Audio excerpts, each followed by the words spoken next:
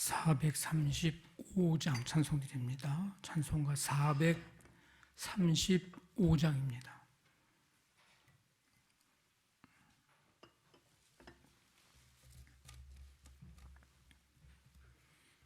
찬송가 435장 찬송드립니다. 나의 영원하신 기업 생명보다 귀하다. 나의 갈 길 다가도록 나와 동행하소서.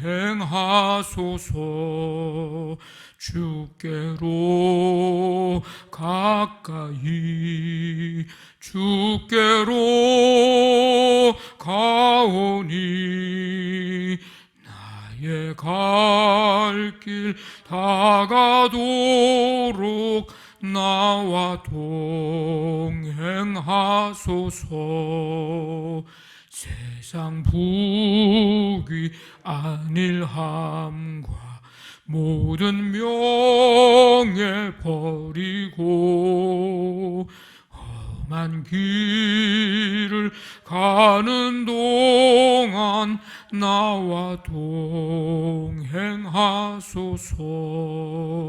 주께로 가까이 주께로 가오니 나의 갈 길 다가도록 나와 동행하소서. 어두운 골짜 지나가며 험한 바다 건너서 천국 문에 이르도록 나와 동행하소서. 주께로 가까이 주께로 가오니 나의 갈 길 다가도록 나와 동행하소서. 어두운 골짝 지나가며 험한 바다 건너서 천국 문에 이르도록 나와 동행하소서. 주께로 가까이 주께로 가오니 나의 갈 길 다가도록 나와 동행하소서.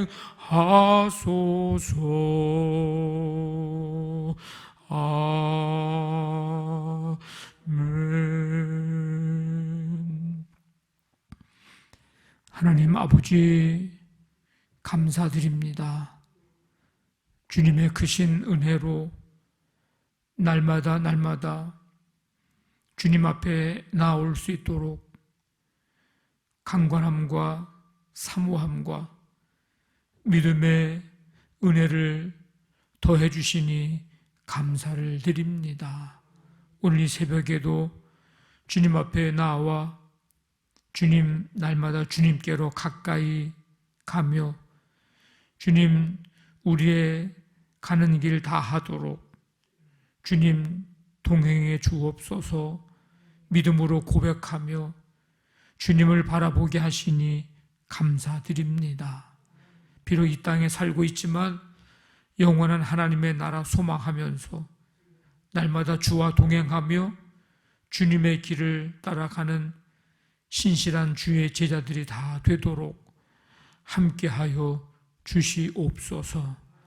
오늘도 하루의 삶을 시작합니다. 주께서 시작하는 이 첫 시간부터 오늘 하루를 마치는 시간까지 시마다 때마다 일마다 주님이 붙드시고 우리의 모든 삶의 현장 속에서 되어지는 일들을 통해서 하나님께 영광 돌려드리며 우리의 삶에 감사와 기쁨과 찬송과 또 평안의 삶이 되도록 함께해 주시옵소서.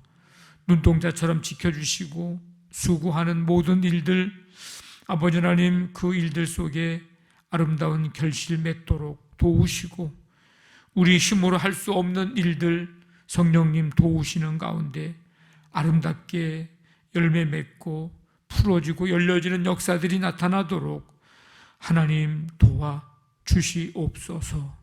성도들의 모든 삶에 아버지 하나님 치유와 회복의 은총을 베푸셔서 믿음으로 주를 바라보면서 믿음으로 일어나 아버지 하나님 삶의 날마다 능력 안에서 승리하는 우리 모두가 되도록 함께하여 주시옵소서.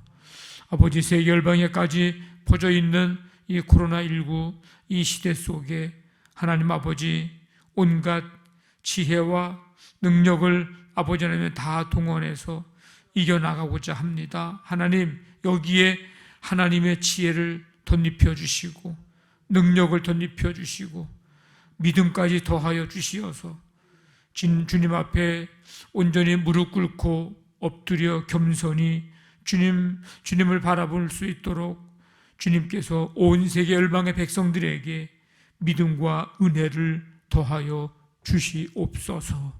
오늘 하루의 모든 것 주님께 맡기오며 예수님의 이름으로 기도하옵나이다. 아멘. 누가복음 9장 57절부터 62절까지 한 절씩 교독하겠습니다. 57절부터 62절까지입니다. 길 가실 때에 어떤 사람이 여짜오되 어디로 가시든지 나는 따르리이다.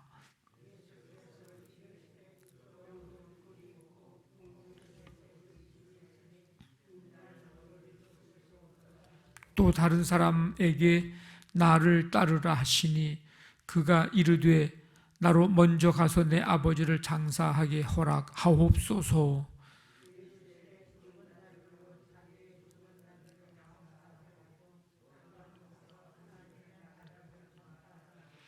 또 다른 사람이 이르되 주여 내가 주를 따르겠나이다마는 나로 먼저 내 가족을 작별하게 허락하소서. 예수께서 이르시되 손에 쟁기를 잡고 뒤를 돌아보는 자는 하나님의 나라에 합당하지 아니하니라 하시니라. 아멘. 예수님이 길을 가시는데 이때 어떤 사람이 마태복음에서는 서기관이라 이렇게 되어 있는데 예수님을 따르겠다고 합니다. 어디로 가시든지 나는 따르리이다.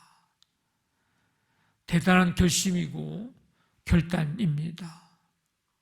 그런데 예수님은 아무데도 의지할 데 없는 자신의 이 현실적인 비참함을 그에게 일깨워 주셨습니다. 여우도 굴이 있고 공중의 새도 집이 있는데 인자는 머리 둘 곳이 없도다.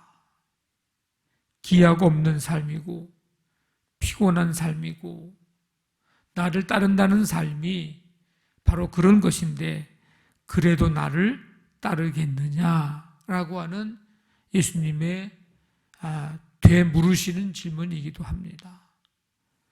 여우나 새 같은 짐승도 저녁이 되면 들어가 쉴 곳이 있는데 예수님은 오늘도 어디에서 유숙해야 할지 내일은 또 어디에서 유숙해야 할지 모르는 기약 없는 삶이 계속되고 있음을 이제 나타내 주는 표현입니다. 마치 하나님의 부르심을 따라서 미디안 광야를 방황했던 모세, 하나님의 지시에 따라서 오랜 세월 이제 메소포타미아에서 팔레스타인까지 유랑했던 아브라함의 상황, 이런 것과 같음을 이제 이야기합니다. 이 사람은 틀림없이 제자됨을 이 세상적인 어떤 이해 타산의 관점에서 적어도 좋은 투자가 될 것이라고 생각을 했던 것 같습니다.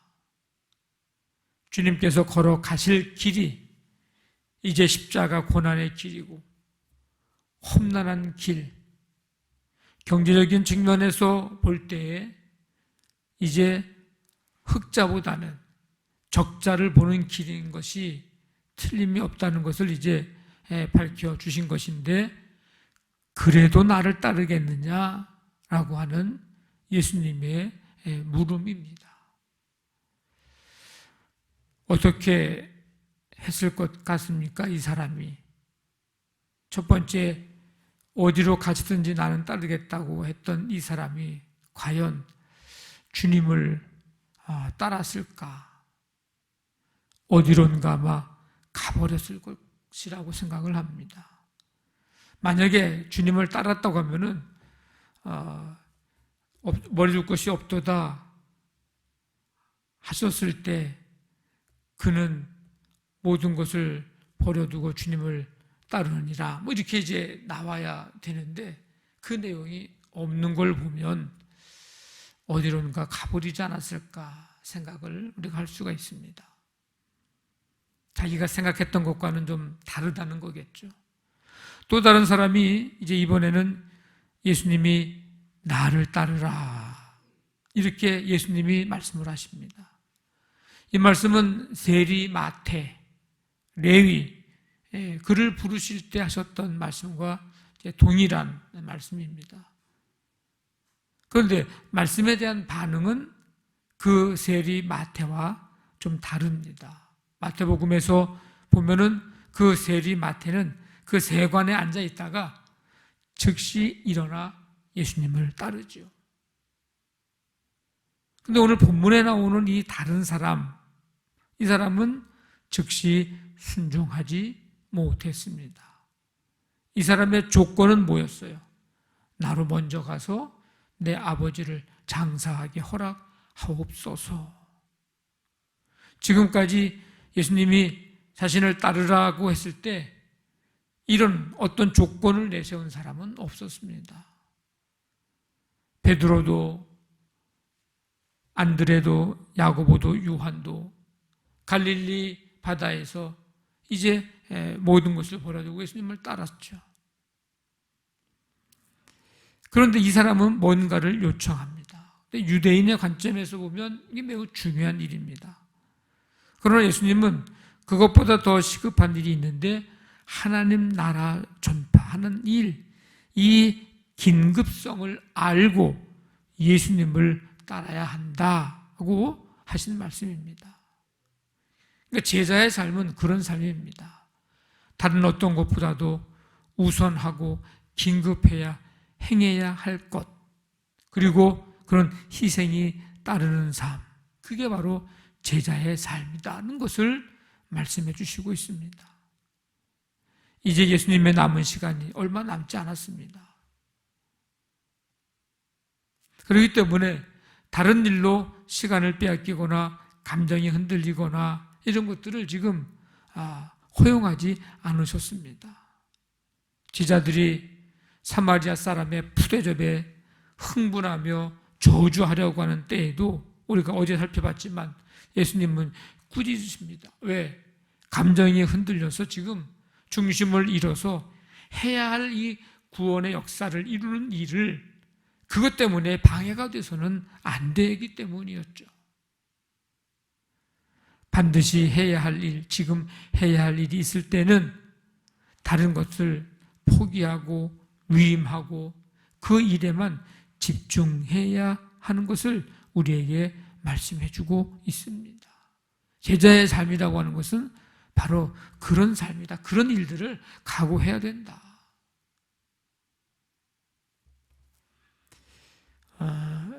이 사람도 뭐 그 다음에 얘기가 없습니다. 또 세 번째 사람은 이제 좀 다르죠. 주여 내가 주를 따르겠나이다마는 나로 먼저 가족을 작별하게 허락하소서. 또 다른 조건을 내세우는 사람입니다. 이 앞에 사람은 부친의 장례 문제를 얘기했는데, 이 세 번째 사람은 가족과 작별 인사를 하는, 그 부친의 장례에 비하면 사실은 더 사소한 문제라고 볼 수가 있습니다.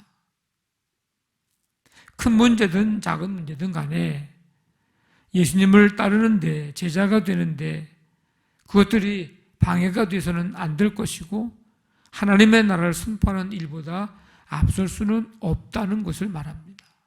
그러면서 농사짓는 일을 예수님이 비유로 말씀하십니다. 손에 쟁기를 잡고 뒤를 돌아보는 자는 하나님의 나라에 합당하지 아니하니라. 냉정하고 단호한 예수님의 말씀입니다. 지금 더 이상 주저하거나 지체해서는 안 되는 긴박한 문제, 예수님이 이제 생애가 얼마 남지 않았어요.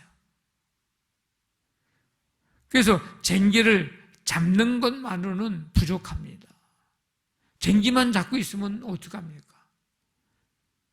이 쟁기를 잡고 분명히 해야 할 것을, 뭘 해야 하는지를 알아야죠. 쟁기는 왜 잡는 거예요? 폼 잡기 위해서 쟁기 잡고 있는 게 아닙니다.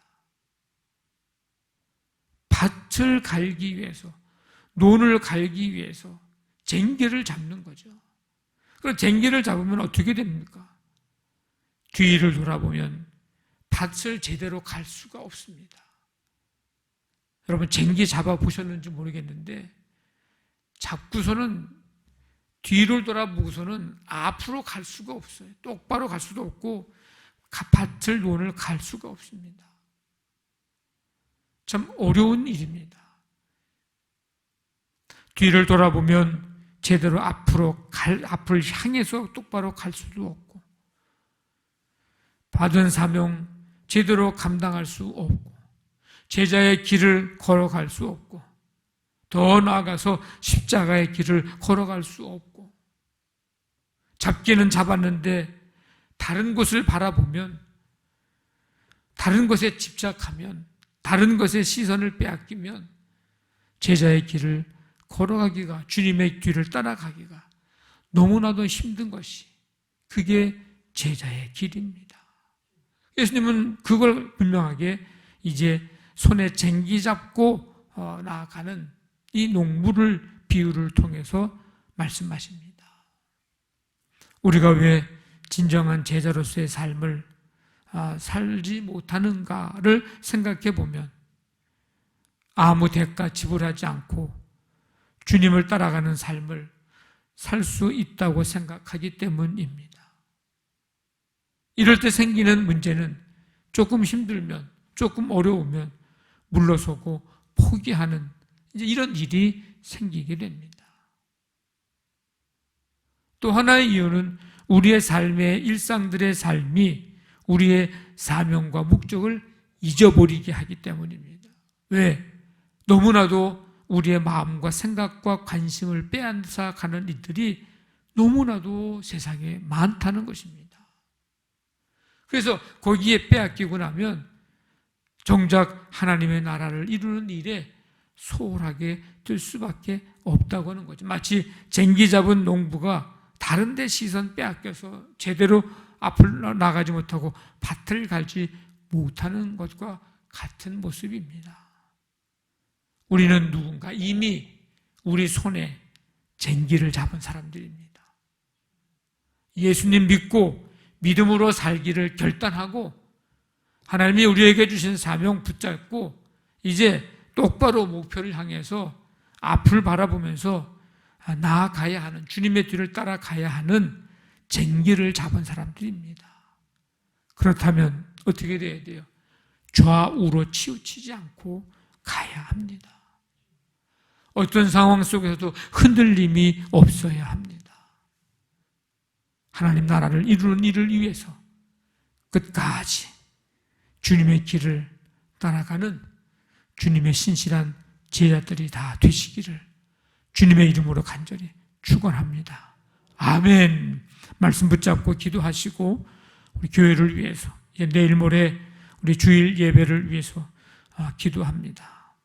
가정사업장, 직장, 자녀들 하나님께서 오늘도 붙잡아 주시고 치유의 은총 베푸시며 하나님의 나라 소망하면서 좌우로 치우치지 않고 주님 바라보면서 표대를 향하여 아버지 쟁기 잡은 손 이제 쟁기 잡고 주님 바라보면서 나아가게 해 주시옵소서. 이 나라 이 민족과 세계 열방에까지 하나님 나라 이루어가도록 도우시고 코로나19를 속히 다스려 주옵소서. 우리 간절한 마음 가지고 우리 함께 기도합니다. 하나님 아버지 감사드립니다. 오늘도 우리의 삶을 인도해 주시고 이 시간 주 앞에 나와 찬양과 경배하며 말씀 듣고 아버지는 오늘 주님이 하시는 말씀 귀 기울여 들으며 우리의 마음에 새길 수 있고 또 이 말씀 붙들고 우리도 주님의 신실한 제자가 되기를 결단하게 하시니 감사를 드립니다. 우리는 이미 손에 쟁기를 잡은 사람들입니다. 좌우로 치우치지 않고 이제 주님 주신 사명 잘 감당하기 위해서 앞을 바라보며 전진해 나아가는 우리 모두가 되도록 주님 도와 주시옵소서. 하나님 나라 이루는 이 사명 감당하는 신실한 주님의 제자들이 다 되도록 주님 인도하여 주시옵소서. 이 시간 말씀 붙들고 기도의 제목들을 가지고 간구하며 나아갑니다. 주님 우리의 간구 들으시고 특별히 이제 아버지 하나님 또 누군가를 위해서 중보 기도하는 그 기도 하나님이 들으시고 하나님의 놀라운 역사로 강력하게 하나님 응답해 주시기를 간절히 원합니다. 오늘 한 날의 모든 삶을 주님이 주관하시고 인도하여 주시옵소서.